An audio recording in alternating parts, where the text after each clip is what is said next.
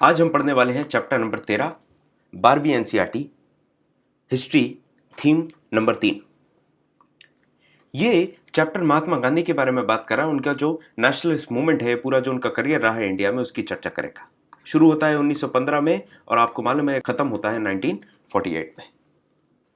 हम इसके पहले बात कर चुके थे डांडी मार्च के बारे में। सत्याग्रह, जो सॉल्ट सत्याग्रह हुआ, वो क्यों हुआ, क्या सोच के हुआ, इसके आगे की बात यहाँ पर इस चर्चा में समझते हैं। 3 बहुत ही मुख्य कारण थे जिनकी वजह से सॉल्ट सत्याग्रह जो है, या जो सॉल्ट मार्च है, वो इंपॉर्टेंट थी। आप देखिए, सबसे पहले यहाँ पर यूएस का जो एक अखबार है टाइम्स, वो बात करता है, यूरोप के अखबार बात करते हैं, ब्रिटिश अखबार जो है वो बात करते हैं।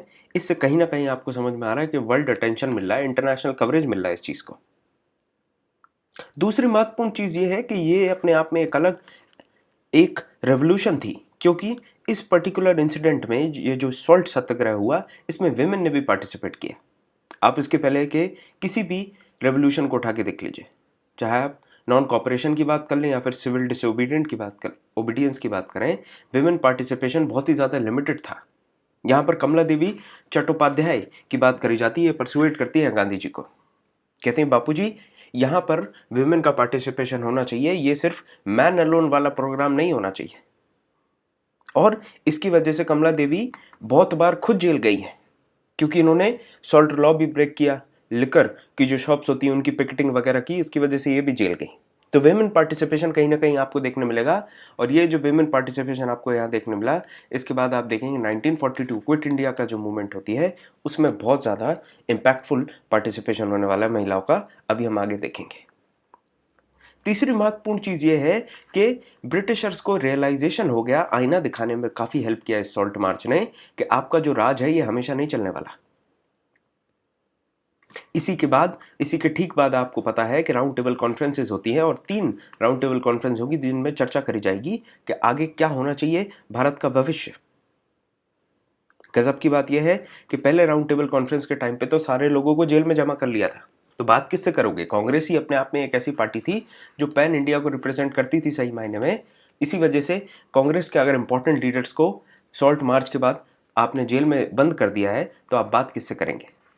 इनको छोड़ा जाता है, उसके बाद सेकंड राउंड टेबल कॉन्फ्रेंस होने वाली है। और इसके साथ में आप देखेंगे वाइसरॉय से भी गांधी जी की बहुत बार मीटिंग होती है, और जो भी मीटिंग्स में चर्चाएं होती हैं, जो भी करार होते हैं, उनको गांधी अर्बन पैक्ट के नाम से जानते हैं। जिसका सीधा सीधा पहला आउटकम यह था कि इरविन कहता है, गांधी जी ये जो सिविल डिसोबीडियंट मूवमेंट आपने चालू की, इसको आपको वापस लेना होगा। जो प्रिजनर्स हैं, जो भी पॉलिटिकल प्रिजनर्स हैं, जो वायलेंस में कहीं से भी कनेक्टेड नहीं थे, उनको छोड़ दिया जाता है। सॉल्ट मैन्युफैक्चरिंग जो आसपास के कोस्टल एरिया है, मान के चलिए आप गुजरात की कोस्ट पे रहते हैं, वहां आप अपने लिए पर्सनल यूज के लिए सॉल्ट मैन्युफैक्चर कर सकते हैं। गांधी जी के ये जो करार थे, ये जो एक्सेप्ट करी इनने जो टर्म्स वाइसरॉय के, इसकी वजह से बहुत सारे जो रेडिकल नेशनलिस्ट हैं वो खुश नहीं थे, क्रिटिसाइज करना शुरू कर दिया था गांधी जी को। इसके साथ में आप देखेंगे राउंड टेबल कॉन्फ्रेंसेस जो हो रही है लंदन में, जैसे 1931 में राउंड टेबल कॉन्फ्रेंस जो होती है, कौन से नंबर की? सेकंड राउंड टेबल कॉन्फ्रेंस होती है, जिसमें गांधी जी जाते हैं।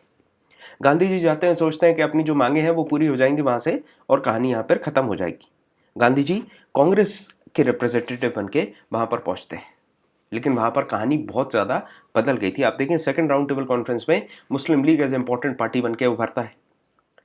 यहां पर सबसे बड़ा चैलेंज ये आ गया था कि आप सोल रिप्रेजेंटेटिव नहीं है। इंडिया को रिप्रेजेंट करने के लिए, इंडिया की जो आवाम है उसको रिप्रेजेंट करने के लिए, मुस्लिम्स के लिए मुस्लिम लीग आ गई, प्रिंसली स्टेट के लिए जो प्रिंसेस हैं वो लोग आ गए, और तीसरी पार्टी जो दलित्स हैं उनके लिए BR अम्बेडकर आ गए। तो इस वजह से 4 पार्टीज सामने आपको देखने मिलेंगी, कांग्रेस, इसके बाद मुस्लिम लीग, फिर उसके बाद द प्रिंसली स्टेट्स के जो प्रिंसेस है वो, साथ में BR अम्बेडकर जो दलित को रिप्रेजेंट कर रहे थे। ये सारी दिक्कतें आ रही है। इसके अलावा भी आप देखेंगे तो और भी फैक्शनिस्ट पार्टीज थी, जैसे हिंदू महासभा है, और भी बहुत सारी अलग अलग पार्टीज ने यहां पर पार्टिसिपेशन किया राउंड टेबल कॉन्फ्रेंस में। जब इतने सारे लोग हैं, 4-5 लोग मिलकर कोई बात पे करार करना चाह रहे हैं, तो दिक्कतें होंगी। किसी यूनिफिकेशन का या एक पर्टिकुलर सॉल्यूशन पे पहुंचना चाह रहे हैं, तो दिक्कत होने वाली है। और यहां पर इसी दिक्कत की वजह से नॉन कंक्लूसिव होती है, इनकंक्लूसिव होती है, कोई कंक्लूजन नहीं निकलता है इस चर्चा का। अब गांधी जी बड़े निराश होकर जब वापस आते हैं, तो ये सोचते हैं इरविन है, वाइसरॉय, अब फिर से सिविल डिसोबीडियंट मूवमेंट चालू कर देंगे और चक्कर सारे खत्म। लेकिन यहां कहानी बदल जाती है, क्योंकि वाइसरॉय भी बदल जाता है। लॉर्ड विलिंगटन को वाइसरॉय बना देते हैं और सही मायने में लॉर्ड विलिंगटन जो है बड़े श्रूड आदमी थे। उनको पता था ये गांधी जो है ये टेम्पो बनाते हैं, जनता में एक मूवमेंट लाएंगे। अब टेम्पो बनाना मतलब आपने कभी गाड़ी को धक्का दिया हो तो आपको पता होगा, गाड़ी को रोलिंग में लाना पड़ता है। हल्का सा आप गाड़ी को रोल करेंगे तो वो फिर उसके बाद जब आप सेल्फ मारते हैं, गियर लगा के धीरे से क्लच छोड़ेंगे तो गाड़ी चालू हो जाती है। तो टेम्पो जो है ना वो उस धक्के की तरह होती है और गांधी टेम्पो बना लेते हैं, उसके बाद बड़ी बड़ी मूवमेंट्स को लॉन्च कर देते हैं। ये चीज़ विलिंगटन को बहुत अच्छे से मालूम था और इसी वजह से विलिंगटन बहुत अनसिंपैथेटिक थे और ये चाहते थे कि गांधी या फिर कोई भी नेशनलिस्ट लीडर टेम्पो ना बना पाए। यहाँ पर वो कहते भी हैं कि यहाँ पर सुपरस्टिशन बहुत ज़्यादा है। ये जो पॉलिटिकल मैन्यूवरिंग करते हैं गांधी, ये सुपरस्टिशन के बेसिस पर करते हैं क्योंकि लोग जो हैं ये इनको होली समझते हैं, पावरफुल समझते हैं। तो ये जो मिस्टिसिज्म जो आ रहा है, लोग इनको मिस्टिक समझते हैं, वो इसीलिए क्योंकि यहाँ पर सुपरस्टिशियस लोग बहुत ज़्यादा हैं।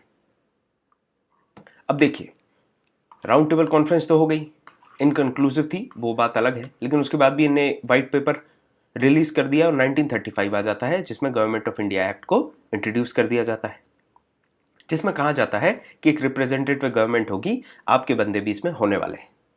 2 साल बाद फिर इलेक्शन होते हैं और इलेक्शन में जो फ्रेंचाइज रहेगी, हमने बात करी है 15 नंबर का जो चैप्टर, इसमें फिर से हम चर्चा करेंगे इस चीज़ की कि भारत ने यूनिवर्सल अडल्ट फ्रेंचाइज दी, लेकिन सही मायने में देखें पूरे देश में अलग अलग सेक्शंस ऑफ द सोसाइटी ने काफ़ी लड़ा है वोटिंग राइट्स को प्राप्त करने के लिए।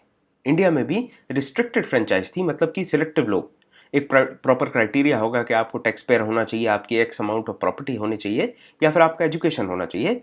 तो 10 से 15% के आसपास लोग ये ऐसे थे जिनके पास वोटिंग राइट्स थे। तो यहाँ पर जब इलेक्शन होते हैं 1937 में, तो कांग्रेस गजब की जीत हासिल करती है। ये देखिए, गांधी बैठे हैं, नवंबर 1931 की ये फोटो है। यहाँ पर बी आर अम्बेडकर भी हैं जो लोक कास्ट को रिप्रेजेंट कर रहे हैं, इसके साथ गांधी जो कि रिप्रेजेंट कर रहे थे हमारे कांग्रेस को। बात यहाँ पर यह आ रही थी कि लोअर कास्ट को अगर रिप्रेजेंट करने में इन्होंने सेपरेट इलेक्टोरेट की मांग रख दी थी अम्बेडकर ने। इसमें दिक्कत यह आ जाती कि सेग्रीगेशन, एक फ्यूड, एक दरार की तौर पे दोनों हिस्से बढ़ जाते सोसाइटी के, बल्कि हिंदू रिलीजन या फिर हिंदू मेजोरिटी के 2 हिस्से हो जाते जो कभी आपस में नहीं जुड़ते अगर सेपरेट इलेक्टोरेट आ जाता। ये चीज़ हमें बहुत अच्छे से पता है। फिर 1932 का जो पूना पैक्ट हुआ था वो इसी वजह से हुआ था। बात करें हम 1937 के इलेक्शन की, तो 1937 के इलेक्शन में 11 प्रोविंसेस जो थे, इनके उस समय जो सीएम, आज के समय आप जो चीफ मिनिस्टर समझते हैं, उस समय उसको उस पोस्ट को प्राइम मिनिस्टर के तौर पे जाना चाहता था। तो 11 प्रोविंसेस में से 8 प्रोविंसेस में कांग्रेस अपनी सरकार बनाती है, कांग्रेस के प्राइम मिनिस्टर थे। और सुपरविजन प्रोविंसेस का कौन करेगा? जो ब्रिटिश गवर्नर है उनका काम होता था सुपरविजन का। 2 साल होते हैं, 2 साल बाद आप देखेंगे 1937 से 39 आता है। 39 में सेकेंड वर्ल्ड वॉर जो है वो शुरू हो जाती है। सेकेंड वर्ल्ड वॉर शुरू होगी और महात्मा गांधी और जवाहरलाल नेहरू दोनों के जो आइडियाज़ थे वो हिटलर का जो फासिज्म है और नाजिज्म जो है उसके बिल्कुल अगेंस्ट थे। वो जानते थे कि अगर ये चीज़ फैल जाती है, ये चीज़ बढ़ जाती है तो हमारे लिए और बड़ी दिक्कत आ जाएगी। अब इसके चलते कांग्रेस जो है वो वादा करती है कि हम अंग्रेज़ों का साथ देने वाले हैं इस लड़ाई में। और क्यों देने वाले हैं? ताकि अंग्रेज़ हमें इंडिपेंडेंस देंगे। जैसी हॉस्टिलिटी एंड होगी, जैसी ये लड़ाई खत्म होने वाली है, उसके बाद हमें कंप्लीट इंडिपेंडेंस मिल जाएगा। इस एक शर्त पे कांग्रेस ब्रिटेन को, ब्रिटिश लोगों को सपोर्ट करने तैयार हो जाती है। ये देखिए, लिनलिथ गो, जो लॉर्ड लिनलिथ गो है वाइसरॉय, उनसे मिलने जाते हैं 13 अक्टूबर 1939 को गांधी जी राजेंद्र प्रसाद के साथ। यहाँ पर ये देखिए, ये राजेंद्र प्रसाद, ये आपके गांधी जी। तो बहुत सारी चर्चाएं होती हैं और फाइनली जब एक स्टेलमेट आ जाता है, कहीं कंक्लूजन पे नहीं पहुंच पाते हैं, उस स्थिति में जितनी भी कांग्रेस की मिनिस्ट्रीज थी वो क्या करती है? रिजाइन कर देती है। अब कहीं ना कहीं आपको अपना प्रोटेस्ट तो दर्ज कराना है और वो दर्ज कराने का सबसे अच्छा तरीका क्या होता है? रेसिग्नेशन। आज सही मायने में देखें तो ये रेसिग्नेशन का जो एक प्रॉपर एथिकल और मोरल रिस्पॉन्सिबिलिटी लेने की बात आती है, उससे कनेक्ट करा जाता है। जब आप देखेंगे ब्रिटेन में ब्रेक्जिट हो रहा था और ब्रिटेन के प्राइम मिनिस्टर उस चीज़ को, जिस डायरेक्शन में वो खड़े थे उस डायरेक्शन में वो चीज़ अगर नहीं मैनिफेस्ट करी तो उन्हें रेसिग्नेशन दे दिया। इस तरीके से बहुत सारे अलग अलग केसेस देखेंगे हिस्ट्री में, बहुत सारे ऐसे एग्जांपल्स हैं जब मॉरल और एथिकल रिस्पॉन्सिबिलिटी लेते हुए बहुत बड़े बड़े दिग्गज नेताओं ने अपने करियर की पीक पे रेसिग्नेशन दिया है। अगर आपसे काम नहीं हो रहा तो वो गद्दी आपको छोड़नी पड़ेगी, सीधा सीधा पॉलिटिक्स का ये रूल है। नहीं आप छोड़ोगे तो फिर वो कहीं ना कहीं एक ऑटोक्रेसी भी बन जाती है, कल्ट पॉलिटिक्स बन जाती है, और आप सिर्फ अपने बारे में सोच रहे हो ऐसा समझ में आता है। आते हैं यहां पर फिर से वापस अपने डिस्कशन पे। तो कांग्रेस मिनिस्ट्री जो है वो 1939 में रिजाइन कर देती है, और इसके बाद आपको पता है गांधी जी इंडिविजुअल सत्याग्रह शुरू करते हैं। अब यहां पर सवाल है कि सर सत्याग्रह इंडिविजुअल क्यों? इंडिविजुअल सत्याग्रह लॉन्च करने का सीधा सीधा मतलब ये था कि देश बहुत दिक्कत में चल रहा है, क्योंकि जो जापान है वो चढ़ाई कर रहा है और बहुत नज़दीक आता जा रहा है देश के, तो कहीं ना कहीं डिस्टरबेंस बड़े रूप में भी नहीं लाया जा सकता, क्योंकि उससे ज़्यादा बड़ा दिक्कत बन जाएगी इंडिया के लिए। एक ये सवाल था। दूसरा सवाल ये था कि ब्रिटिश की जो पॉलिसीज़ हैं, जो ब्रिटेन की पॉलिसीज़ हैं, उसके खिलाफ हमें लोगों को अवेयर भी करना है। तो एक कैच 22 वाली सिचुएशन थी, एक परप्लेक्स सिचुएशन थी, जिसमें इंडिविजुअल सत्याग्रह ही एक रास्ता निकलता था। इसमें सबसे पहले आचार्य विनोबा भावे, इनको बनाया गया था फर्स्ट इंडिविजुअल सत्याग्रही। उसके बाद नेहरू जी को बनाया गया था, लेकिन ये उतना ज़्यादा इम्पैक्टफुल नहीं रहा था। अब इसके आगे बात करें, 1940 में ही कांग्रेस तो अपने इंडिविजुअल सत्याग्रह और ये तमाम चीज़ों में लगी है, लेकिन मुस्लिम लीग क्या कर रही है? मुस्लिम लीग एक रेजोल्यूशन पास करते हैं और ये कहते हैं जो मुस्लिम मेजॉरिटी इलाका है वहाँ पर हमें ऑटोनॉमी की दरकार है, जो भी सब कॉन्टिनेंट में जहाँ पर भी मुस्लिम की मेजॉरिटी है वहाँ हमें ऑटोनॉमी दी जाए। अब धीरे धीरे आपको समझ में आ रहा है ये जो लैंडस्केप है, जो सिस्टम है, बड़ा कॉम्प्लिकेटेड हो रहा है। पहले तो केक को बांटने की बात करी जा रही है या फिर कंट्रोल की बात करी जा रही है। इसकी वजह से दिक्कत आ जाएगी साथ में कांग्रेस और मुस्लिम लीग, दो पार्टियां और तीसरी पार्टी ब्रिटिश। पहले दो पार्टी थी कांग्रेस और ब्रिटिश, अब तीसरी पार्टी भी ऐड हो गई मुस्लिम लीग, और इन तीनों की मांगे बड़ी अलग अलग हैं, जिसकी वजह से दिक्कत होने वाली है। अभी हम आगे देखेंगे। एक तरफ क्विट इंडिया मूवमेंट में इंडिया कांग्रेस का जो नारा था वो था कि निकलो यहां से बाहर, लेकिन मुस्लिम लीग कहती थी डिवाइड एंड देन लीव, मतलब पहले हमें बांटो फिर निकलो यहां से। तो दोनों का एजेंडा बहुत ज्यादा अलग था, बहुत ही ज्यादा डिफरेंट डायरेक्शंस में जाता था। यहां पर देखिए 1942 महात्मा गांधी स्टैफर्ड क्रिस्प के साथ खड़े। ये जो क्रिप्स है, क्रिप्स ही कहेंगे, तो क्रिप्स के साथ ये खड़े हैं। और अब समझे कि ये क्रिप्स आए कहां से पिक्चर में।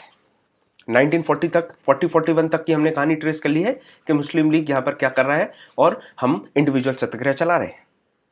इस स्थिति में आप देखेंगे ब्रिटेन में जो पार्लियामेंट, जो गवर्नमेंट चलाई जा रही थी उस समय, वो चलाई जा रही थी ऑल पार्टी गवर्नमेंट के द्वारा। ऑल पार्टी मतलब कंजर्वेटिव्स, लेबर पार्टी, सबके मिलीजुली सरकार चल रही थी वहां पर।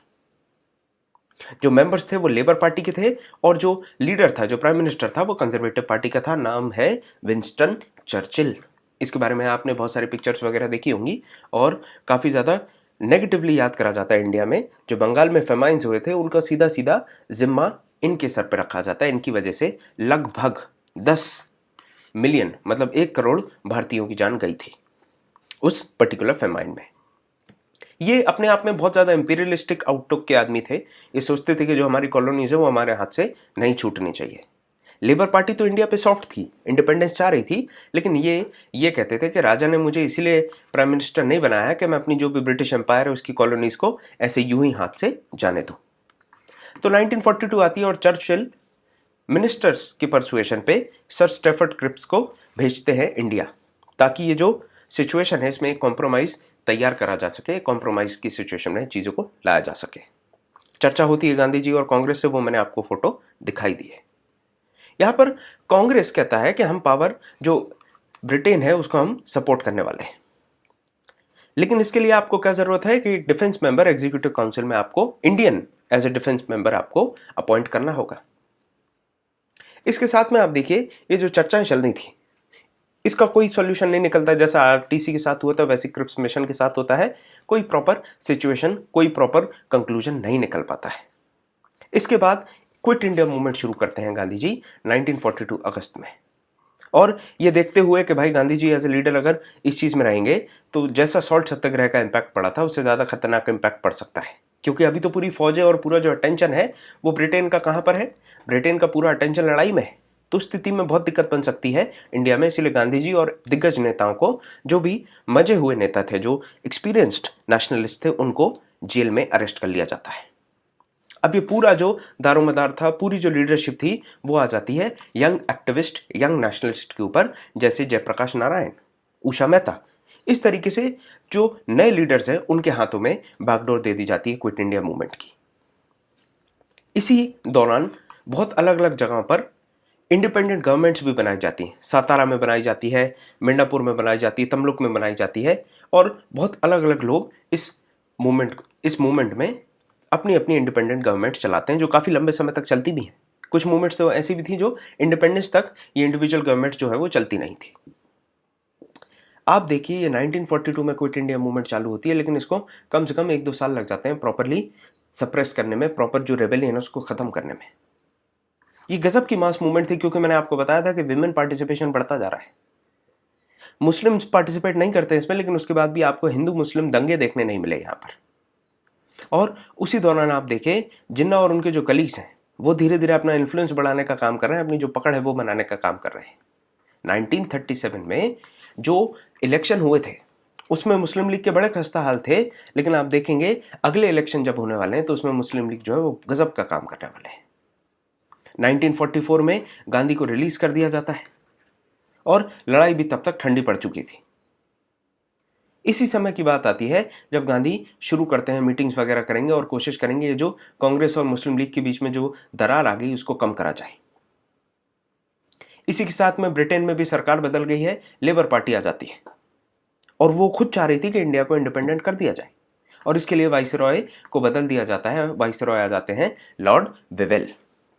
इनका एक ही काम था कि मुस्लिम लीग और कांग्रेस को टेबल पर लाया जाए, उनसे चर्चा करी जाए और कोई सॉल्यूशन निकाल दिया जाए कि आगे क्या होने वाला है इंडिया का फ्यूचर।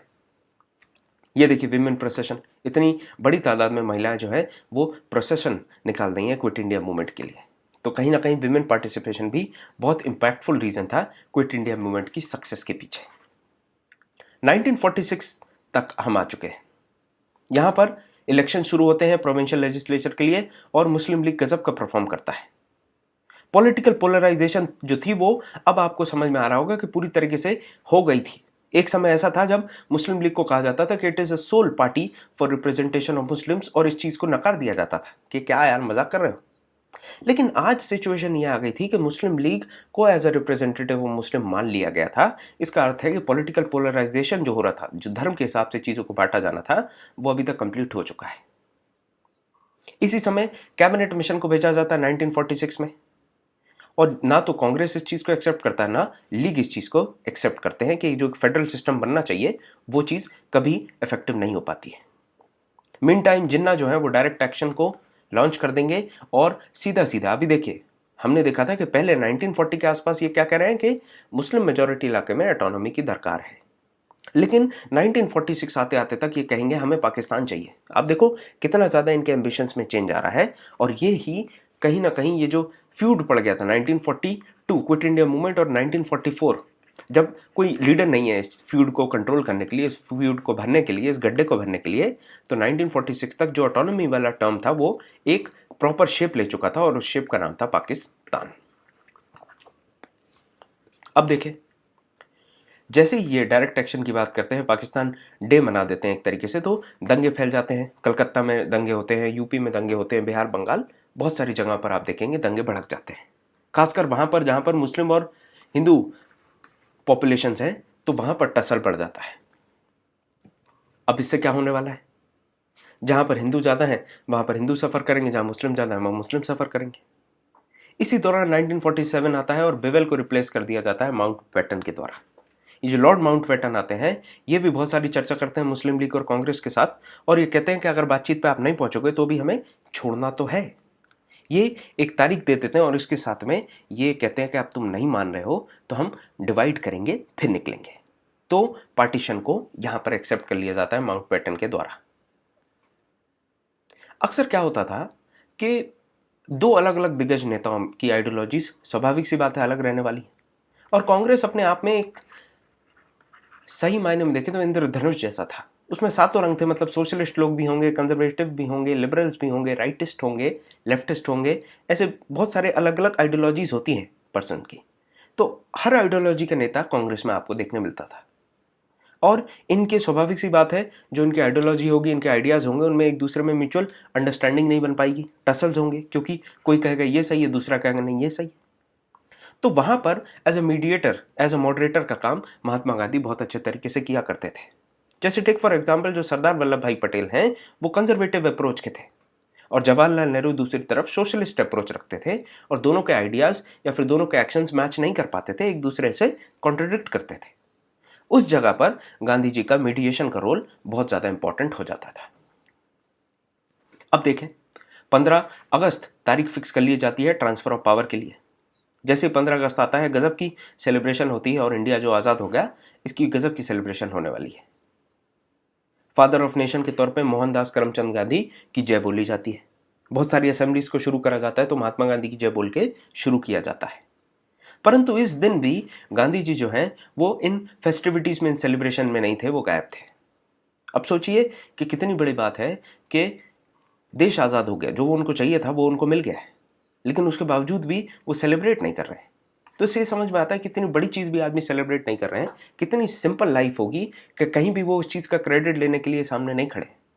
उस दिन भी वो क्या करते हैं, 24 घंटे का व्रत रखते हैं और जो दंगे फैले थे उन सबको कहीं ना कहीं एसुएज करने का, कम करने का, लोगों की परेशानियां जो हैं, जो उनके स्ट्रगल्स हैं, उनको देखने का और उनको कैसे कम कर सकते हैं, हल कर सकते हैं, इसके बारे में सोच रहे थे। जो उनके बायोग्राफर हैं डीजी तेंदुलकर, ये गांधी जी के बारे में लिखते हैं कि गांधी जी अस्पतालों के और रेफ्यूजी कैंप्स के चक्कर मार रहे थे उस दिन और देख रहे थे जो भी परेशानी में आदमी, उसकी मैं परेशानी कैसे कम कर सकता हूं। ये हिंदू, मुस्लिम और सिख लोगों से ये चीज़ की अपील करते हैं या दरकार करते हैं कि आप जो पहले हो गया है उसको भूल जाएं, कल की बात को भूल के आगे के बारे में सोचें, एक दूसरे अपने साथी का हाथ पकड़ें और आगे की तरफ चलें, शांति की ओर चलने की बात करते थे। इसी समय राइट्स ऑफ माइनॉरिटीज करके एक रेजोल्यूशन पास करी जाती है कांग्रेस में, गांधी और नेहरू के कहने पे। कभी भी गांधी जी ने टू नेशन थ्योरी को एक्सेप्ट नहीं करा कि ये वाला जो पाकिस्तान है ये सिर्फ मुस्लिम के लिए और ये जो इंडिया है वो सिर्फ हिंदू के लिए। गांधी हमेशा ये मानते हैं और सारे पूरे कांग्रेस के लीडर ये मानते थे कि इंडिया जो है वो बहुत सारे रिलीजन्स का और बहुत सारे रेसेस के लिए एक जगह है। ऐसा नहीं कि सिर्फ पाकिस्तान में मुस्लिम रह सकते हैं, इंडिया में भी हर टाइप के रिलीजन और रेसेस के लोग रहते हैं। जहां पर एक तरफ पाकिस्तान जो है वो रिलीजन के बेसिस पे बनाया गया था, इंडिया को एक डेमोक्रेटिक सेक्युलर स्टेट के तौर पे रिप्रेजेंट करा जाता है। इसके साथ में आप देखें सिटीजन राइट की बात करी जाती है। ये कहा जाता है कि भाई चाहे माइनॉरिटी हो, एक बंदा भी हो, तो भी उसके राइट्स होने चाहिए। माइनॉरिटी राइट्स को कहीं पर भी हमें कॉम्प्रोमाइज नहीं होने देना है। यहां पर गांधी के बारे में लिखा जाता है, बहुत सारे स्कॉलर्स ऐसा बताते हैं कि जब इंडिपेंडेंस था उस समय भी गांधी अपने काम में बहुत ज़्यादा बिजी थे। जहां पर वो बंगाल जाते हैं और बंगाल जाके वहां पर देखते हैं कि शांति बहाल हो रही कि नहीं। बंगाल में बहुत ज़्यादा दंगे भड़क गए थे। इसके अलावा पंजाब, दिल्ली के आसपास भी रेफ्यूजी कैंप्स भी लगे थे और दंगे वगैरह भी बहुत ज़्यादा हो रहे थे। तो बंगाल जाते हैं, बंगाल से फिर वो दिल्ली आने वाले हैं और यहाँ पर भी वो देखते हैं जो भी पंजाब में दंगे वगैरह हो रहे हैं इनको कैसे कम कर सकते हैं। दिल्ली की बात करें तो दिल्ली में इनकी जो मीटिंग्स हैं उनको डिस्टर्ब कर दिया जाता था कि कुरान की रीडिंग वगैरह सुनाते थे तो लोग चिल्लाने लगते थे, नारेबाजी करने लगते थे कि वो जो हिंदू और सिख पाकिस्तान में हैं उनके बारे में क्यों बात नहीं करते हैं। तो इनके जो किताब लिखी गई है डीजी तेंदुलकर के द्वारा गांधी जी के ऊपर, उसमें वो कहते हैं कि गांधी जी जो भी पाकिस्तान में हिंदू और सिख हैं उनकी तकलीफ से वाकिफ थे, लेकिन सबसे बड़ी परेशानी ये आ रही कि जब वो दिल्ली में जो मुसलमान है उसकी सेफ्टी को इंश्योर नहीं कर पा रहे हैं, उसकी सेफ्टी गारंटी नहीं कर पा रहे हैं, उसके दुख दर्द को कम नहीं कर पा रहे हैं, तो वहां वो किस मुंह से जाएंगे। इस तरीके की व्यथा थी उनके जीवन में और इस तरीके से उनको तकलीफ थी। ये इंडिपेंडेंस डे को सेलिब्रेट किस तरीके से किया गया था 26 जनवरी 1930 में, उस चीज़ को भी याद करते हैं, पुराने समय को याद करते हैं। और ये जो कुछ महीने रहे थे फ्रीडम के बाद, ये इंडिपेंडेंस के बाद जो कुछ महीने रहे थे वो काफ़ी ज़्यादा बिजी कटे थे, बिजी और डिसइल्यूजन्ड, कोई मतलब हर जगह केओस था। दंगे चल रहे हैं, नए अमेंडमेंट्स हैं, कॉन्स्टिट्यूशन का जो आपने कॉन्स्टिट्यूंट असेंबली बनानी है उसकी बात हो रही, मेंबर्स, आइडियोलॉजीज, आइडियाज़, बहुत सारी चीज़ें आजू बाजू पूरे फ्रेम में, बैकग्राउंड में चल रही थी। इसके साथ में ये बात करते हैं, गांधी जी सोचते थे कि अब जो भी है, गांधी जी नहीं सही मायने में पूरा देश समझ रहा था कि अब सब बढ़िया है, ऑल इज वेल नाउ। लेकिन इसके बाद भी लोगों को ये नहीं पता था कि अभी कहानी में और बड़े बड़े ट्विस्ट आने हैं। हमेशा वो बात तो ये करती रहे कि जो माइनॉरिटीज़ हैं उनको भी इनका सेम मिलना चाहिए, चाहे उनका नंबर इन्फ्लुएंशियल हो या नहीं, लेकिन हमें इक्वालिटी सारे कास्ट, क्लासेस, क्रीड्स और रिलीजन में शो करनी है। यहाँ पर देखिए 1947 में एक गांव में जा रहे हैं गांधी जी जहाँ पर दंगे भड़के थे। अब यहाँ पर हम बात करेंगे 1948, एक बहुत ही दुखद घटना पूरे देश के लिए, पूरे फ्रीडम स्ट्रगल के जो नेशनलिस्ट लीडर थे उन सब के लिए। यहाँ पर आप देखिए, यहाँ पर नेहरू खड़े हैं, यहाँ पर सरदार वल्लभ भाई पटेल खड़े हैं और ऊपर गांधी जी दोनों को आशीर्वाद देते हुए इस तरीके से इस पेंटिंग में रिप्रेजेंट करा जा रहा है। एक रेडिकल आइडियोलॉजी वाले हिंदू जो पुणे से बिलोंग करते हैं, नाथूराम गोडसे, वो गांधी जी को असैसिनेट कर देते हैं। एक बार उनके ऊपर एक असैसिनेशन अटेम्प्ट होता है लेकिन वो फेल हो जाता है 20 तारीख को। फिर उसके बाद 30 जनवरी को उनको असैसिनेट कर दिया जाता है, गोली मार दी जाती है। अब सबसे गजब की बात यह है, आप देखिए कि ये जो रेडिकल या फिर एक्सट्रीमिस्ट जो हिंदू न्यूज़पेपर के जो एडिटर हैं नाथूराम गोडसे, ये गांधी के किरदार को नहीं समझ पाए, गांधी जी को समझ नहीं पाए। इनको लगता था कि गांधी जी मुस्लिम्स को अपीस करते हैं, खुश करने की कोशिश करते हैं, और इसी वजह से इन्होंने गोली मार दी। आज इनके ऊपर बहुत पॉलिटिक्स होती है, नाथूराम गोडसे के ऊपर बहुत पॉलिटिक्स होती है। कोई सही कह के पॉलिटिक्स जो है, पॉलिटिशियंस इस चीज़ को कहीं ना कहीं अपनी पॉलिटिकल करियर को चमकाते हैं, कोई गलत कह रहा है, कोई सही कह रहा है, इस तरीके से चीज़ें हो रही हैं। लेकिन कहीं ना कहीं हमारे जो बेसिक इथोस हैं उसमें वायलेंस को हमेशा ही गलत माना गया और हमेशा गलत माना जाएगा। और ये आज से नहीं, हमारा जो बेसिक ओरिजिन है वही अहिंसा और सत्य अहिंसा की जो नींव है उसके ऊपर हुआ है। तो वायलेंस को तो हमेशा कंडेम करना चाहिए, उस चीज़ को सपोर्ट करने का कोई मतलब होता नहीं है। बात अलग है कि आपको अपनी पॉलिटिकल आइडियोलॉजी या पॉलिटिकल करियर चमकाने के लिए इस तरीके की बातें बोलनी पड़े। तो जैसे गांधी जी की डेथ होती है तो पूरा देश जो था वो दुख में डूब गया था, और इसके साथ में पूरी जो इंटरनेशनल फिगर्स हैं, जैसे जॉर्ज ऑरवेल ने बहुत बड़ी बड़ी किताबें लिखी हैं। आप 1984 पढ़ सकते हैं इनकी, 1984 बहुत गजब की किताब लिखी है, और शायद एनिमल फार्म भी इन्होंने लिखी है। और एल्बर्ट आइंस्टीन, इनके नाम के लिए आपको कोई भी इलैबोरेशन की ज़रूरत तो है नहीं।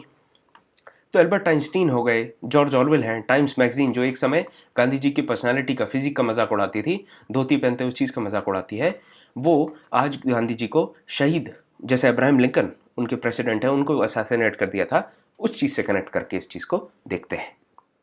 और जो बाइगोट्री है, बेसिक जो एक प्रेजुडिस होता है लोगों में, उस प्रेजुडिस को हाईलाइट करते हैं कि वहाँ पर अब्राहम लिंकन जो थे वो रंग भेद को मिटाना चाह रहे थे, स्लेवरी और ये जो डिस्क्रिमिनेशन होता है उसको ख़त्म करने की बात करते थे। और यहाँ पर गांधी जी बात करते थे कि हिंदू मुस्लिम में सबको इक्वालिटी के साथ, फ्रेंडशिप के साथ रहना चाहिए। यहाँ पर ये जो बाइगोट्री है उसकी वजह से गांधी की जान ले ली गई, और वहाँ अमेरिका में अब्राहम लिंकन की। अब बात आती है गांधी जी को जानने की। हम कैसे किसी पर्सनालिटी को जान सकते हैं, उनके पॉलिटिकल करियर के बारे में, उनके कामों के बारे में, उनके सोचने के तरीके के बारे में।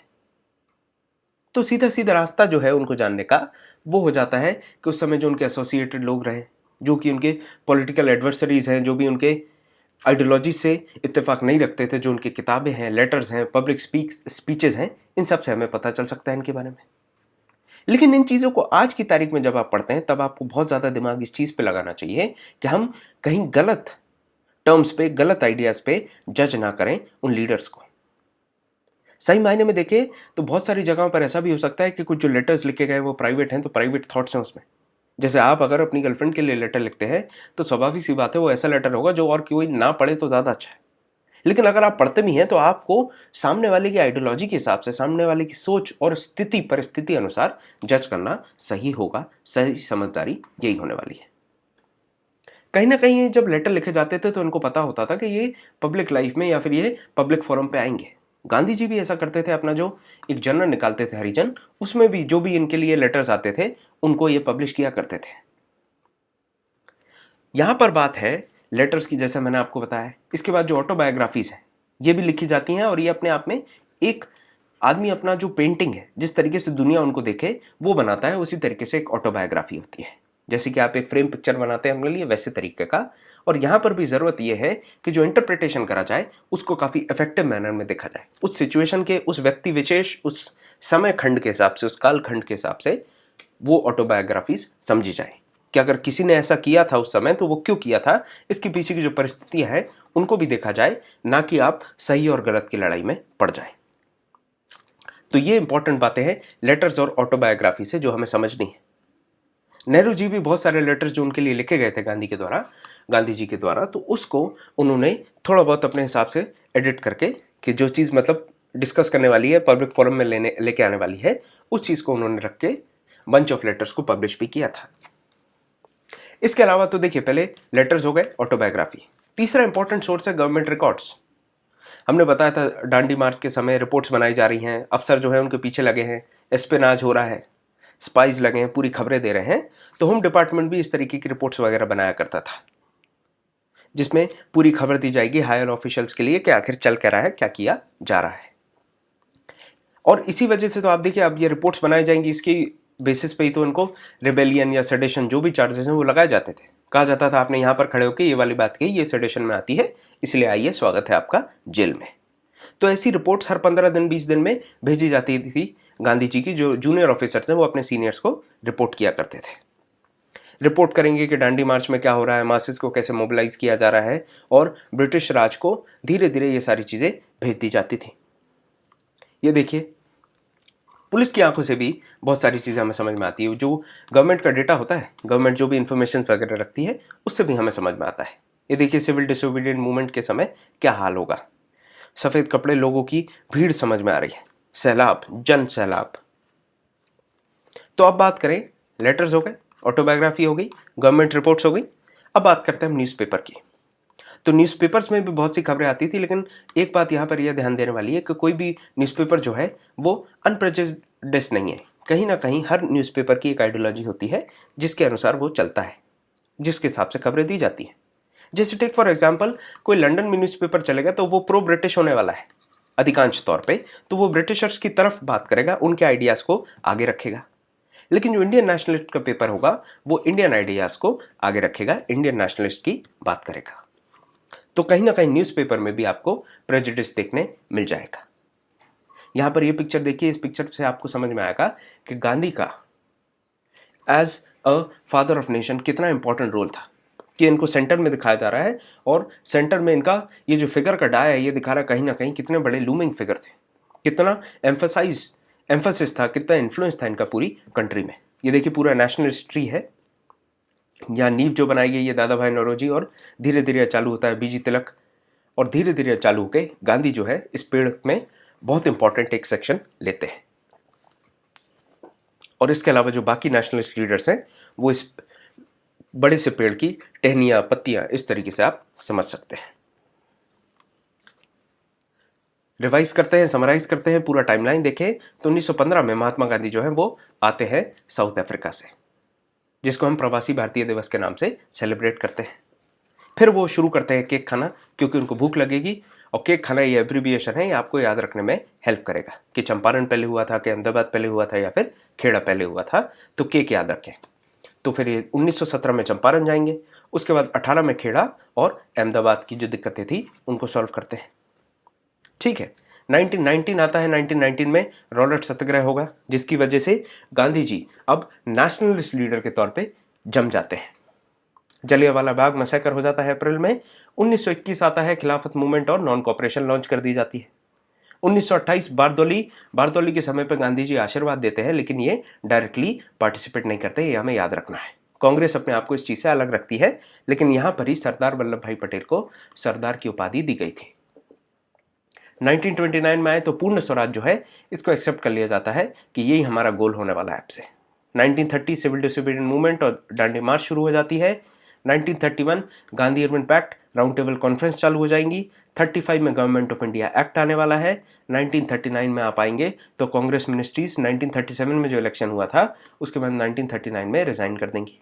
1942 क्विट इंडिया मूवमेंट, और 46 में क्या होने वाला है, कैबिनेट मिशन भी आने वाला है। इसके साथ में गांधी जी जो है वो जहाँ पर भी दंगे वगैरह हो रहे थे वहाँ पर जाते हैं, विजिट करते हैं। नोआखाली जो बंगाल में है उन इलाकों में ये जाते हैं शांति बहाल करने। तो यहाँ पर चर्चा खत्म होती है। स्लाइड आपके सामने है। परंपरा अनुसार वीडियो पॉज करें और सवाल का जवाब देने का प्रयास करें। उम्मीद करता हूँ सवाल का जवाब बनाया होगा। सवाल है, dash was a moderate leader of Congress. तो यहाँ पर देखें, लाल, बाल, पाल, ये तीनों जो हैं वो एक्सट्रीमिस्ट लीडर्स में आते थे। गर्म दल में आते थे, नरम दल में आपके गोपाल कृष्ण गोखले ही आते थे, जो कि पॉलिटिकल गुरु हैं महात्मा गांधी के। दूसरा सवाल है, पीसेंट सत्याग्रह और बारदोली वॉज हेल्ड इन। तो ये 1928 में हुआ था, अब भी हमने 3 स्लाइड पहले देखा। इसके बाद अगला सवाल है, dash was Congress president at its Lahore session. तो लाहौर सेशन के समय कौन थे कांग्रेस प्रेसिडेंट? आपको पता है ये जो है ये त्रिपुरी सेशन के टाइम पे थे। इसके बाद आप देखें महात्मा गांधी जो हैं वो 1924 में प्रेसिडेंट बने थे। और लाहौर सेशन कब हुआ था, ये थोड़ी बहुत हम लिंकेजेस अगर कनेक्ट कर लें तो हमें समझ में आ जाता है लाहौर सेशन कब हुआ था। 1929 में हुआ लाहौर सेशन। और लाहौर सेशन के समय जब बात करी गई थी कंप्लीट इंडिपेंडेंस, पूर्ण स्वराज की, तब जवाहरलाल नेहरू प्रेसिडेंट थे। तो हमारे चैप्टर नंबर 13 की चर्चा यहीं पर समाप्त होती है। मिलते हैं आपसे चैप्टर नंबर 14 की चर्चा में। तब तक के लिए बहुत बहुत धन्यवाद।